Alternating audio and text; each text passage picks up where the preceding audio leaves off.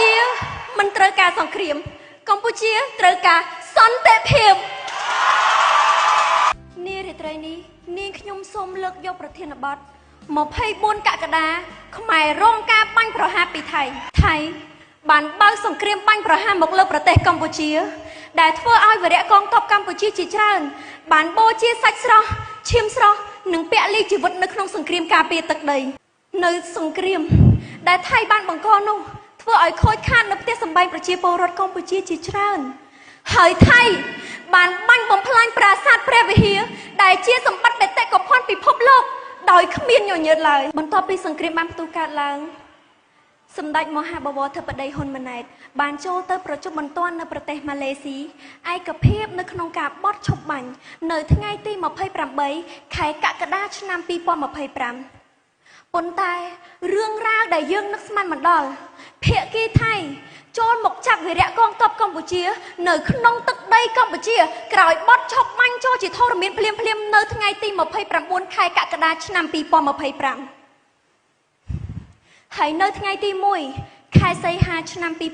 2025ភាគីថៃប្រកល់វីរៈកងទ័ពកម្ពុជាត្រឹមតែ2រូបតែប៉ុណ្ណោះដោយឃើញសភាពគាត់ហើយនាងខ្ញុំពិតជាពិបាកទទួលយកខ្លាំងណាស់នាងខ្ញុំជូរីល្អហួរតំណាងឲ្យប្រជាជនកម្ពុជាទាំងអស់សូមស្នើឲ្យភាគីថៃ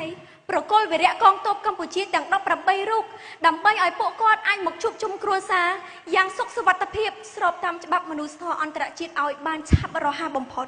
ក្នុងនាមប្រជាជនកម្ពុជាក៏សូមអំពាវនាវសហគមន៍អន្តរជាតិថ្កោលទោសយ៉ាងមុតមមទៅលើទាហានថៃ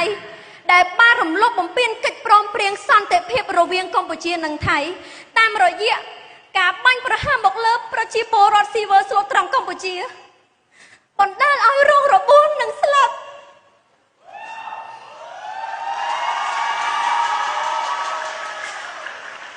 នៅភូមិព្រៃច័ន្ទកាលពីថ្ងៃទី12ខែវិច្ឆិកាឆ្នាំ2025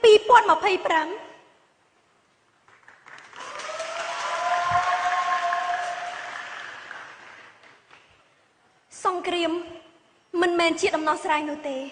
ការចរចានិងសន្តិភាពទៅជាដំណោះស្រាយដ៏ល្អបំផុតសម្រាប់ប្រទេសទាំងពីរ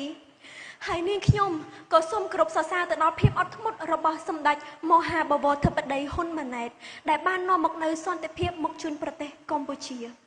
ហើយនាងខ្ញុំក៏សូមគោរពអរគុណទៅដល់ថ្នាក់ដឹកនាំដែលតែងតែខ្វល់ខ្វាយនិងយកចិត្តទុកដាក់ទៅលើប្រជាពលរដ្ឋគ្រប់រូបហើយនាងខ្ញុំក៏សូមគោរពអរគុណយ៉ាងអនេកពីចម្ងាយទៅដល់លោកអ៊ំលោកពូដែលជាវីរៈកងទ័ពកម្ពុជាជួរមុខទាំងអស់ដែលតែងតែខិតខំប្រឹងប្រែងការពារបូរណភាពទឹកដីសូមបារមីបុព្វបុរសខ្មែរគ្រប់ចំនួនការពារឃុំក្រុងវីរៈកងទ័ពកម្ពុជាឲ្យឈ្នះអស់មារសត្រូវទាំងឡាយទាំងពួង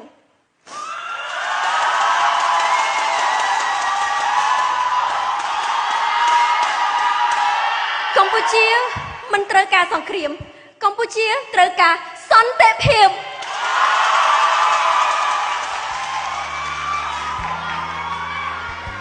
Cambodia has always lived in peace, but now fear grows because Thailand started the war we never asked for. We don't want fight, we just want peace.